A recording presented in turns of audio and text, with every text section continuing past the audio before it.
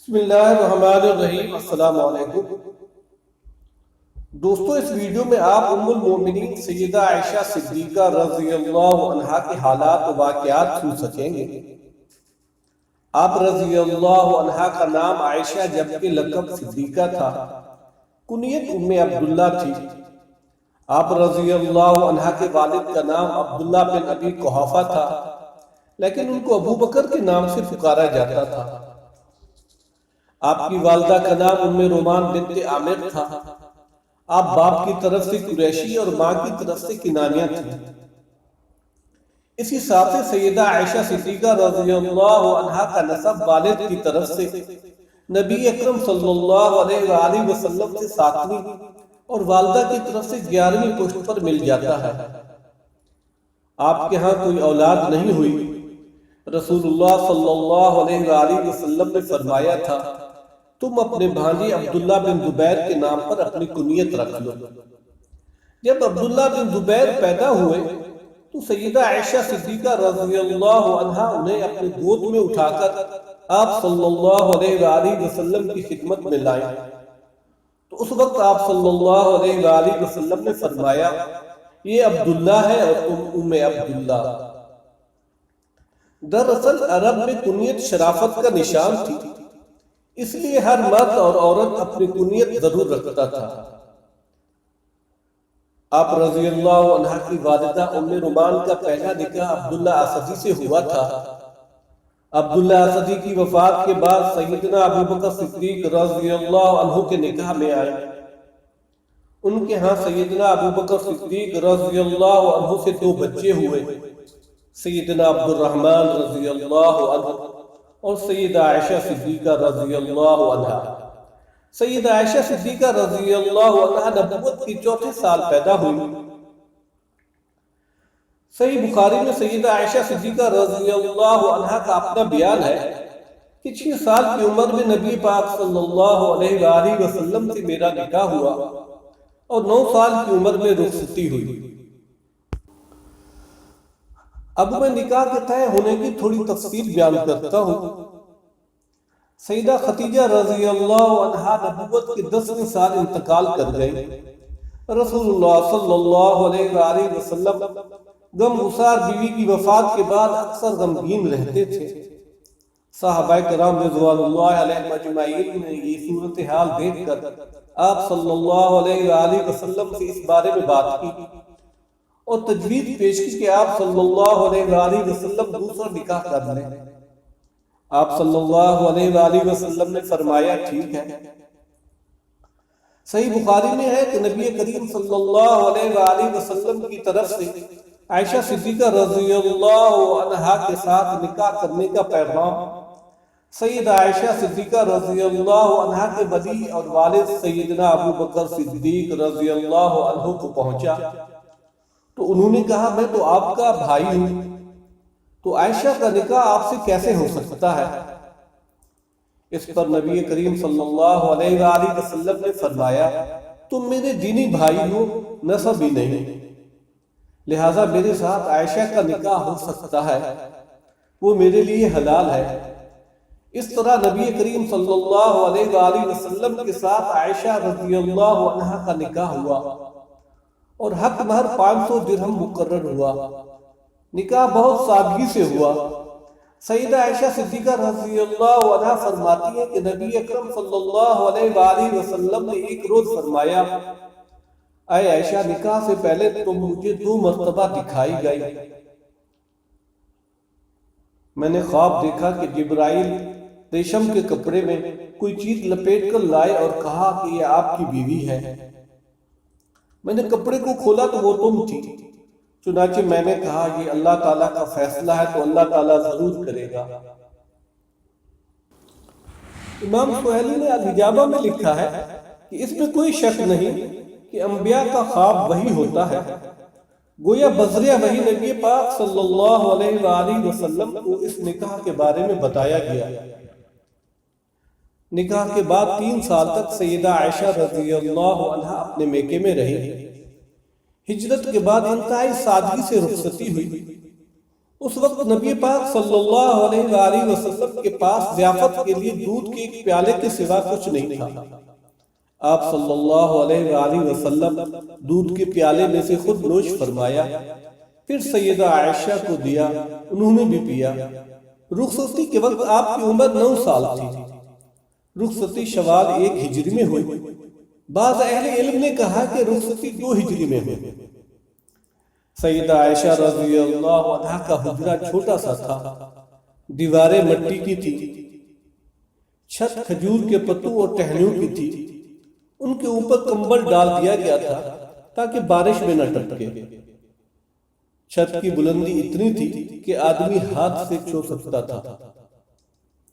دروازے پر ایک پٹ کا کیواڑ تھا جو ساری عمر کبھی بند نہ ہوا، پردے کے طور پر ایک کمبل دروازے پر پڑا رہتا۔ یہ تو حجرے کی کیفیت تھی۔ اس کے اندر کی کل کائنات ایک چارپائی، ایک چٹائی، ایک بستر اور ایک کھجور کی چھال بھرا تکیہ تھا۔ کھجور رکھنے کے لیے ایک دو مٹکے، پانی رکھنے کا ایک برتن اور پانی پینے کے لیے ایک پیالے پر مشتمل تھی۔ گھر میں کھانا پکانے کی نوبت بہت کم آتی تھی۔ خود سیدہ عائشہ رضی اللہ عنہا فرماتی ہے، کبھی بھی 3 روز متواتر ایسے نہیں گزرے کہ خاندان نبوت نے پیٹ بھر کر کھانا کھایا ہو۔ 3 چاند گزر جاتے گھر میں آگ نہیں جلتی تھی، صرف چھہارے اور پانی پر گزارا ہوتا تھا۔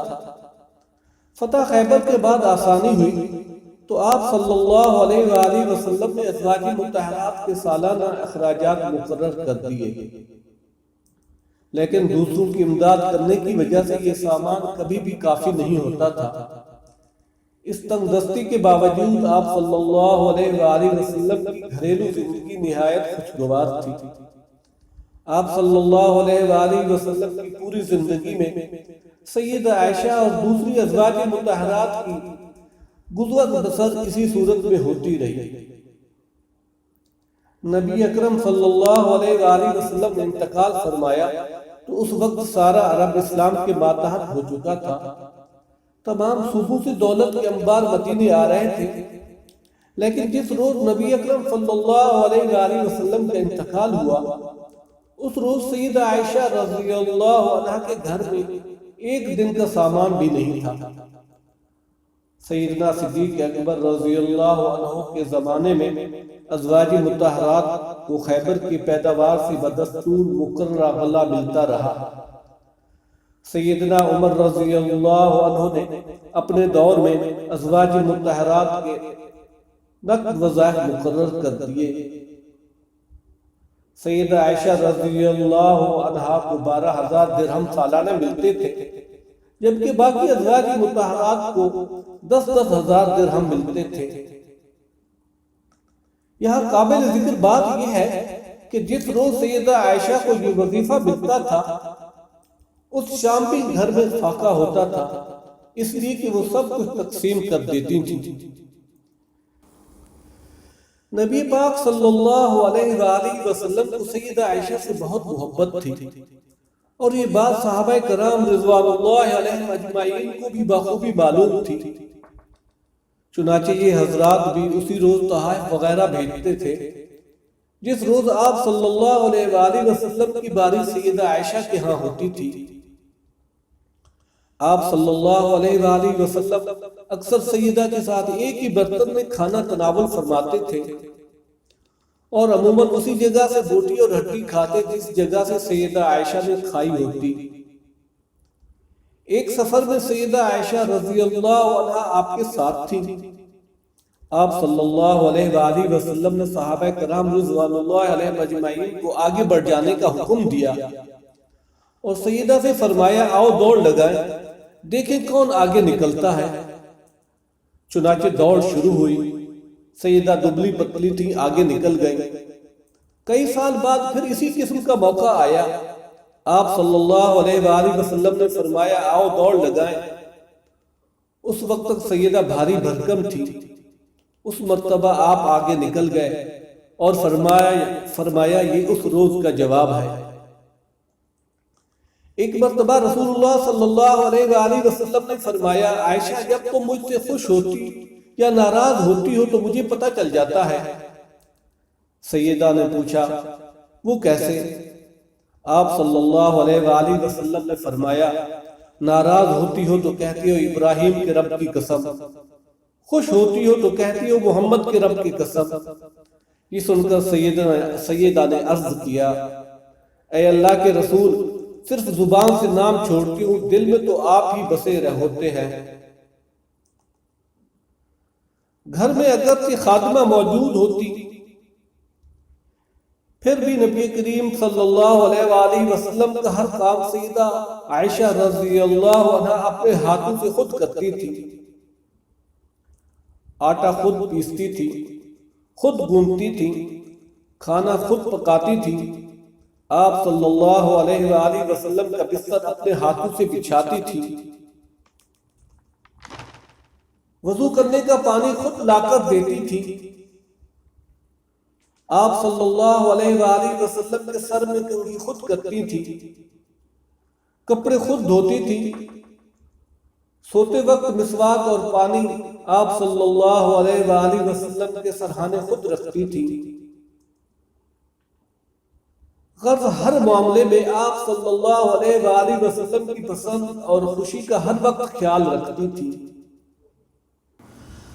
حضرت ابوبکر صدیق رضی اللہ عنہ نے اپنی دیگر اولاد کی طرح حضرت عائشہ رضی اللہ عنہا کی بھی تربیت فرماتے تھے، اور یہی سلسلہ حضرت عائشہ رضی اللہ عنہا کی شادی کے بعد بھی جاری رہا۔ اسی وجہ سے حضرت عائشہ رضی اللہ عنہا کسی معمولی لغزش کی سرزد ہونے پر بھی اپنے والد بزرگوار سے بہت سہمتی تھی، اور بسا اوقات تو حضرت ابوبکر صدیق رضی اللہ عنہ حضور اکرم صلی اللہ علیہ وآلہ وسلم کے سامنے بیٹی کی سرزش فرما دیا کرتے تھے۔ اگرچہ حضرت عائشہ رضی اللہ عنہ ابتدا ہی سے اپنے والد ماجد کے آغوش تربیت میں پروان چڑھی تھی،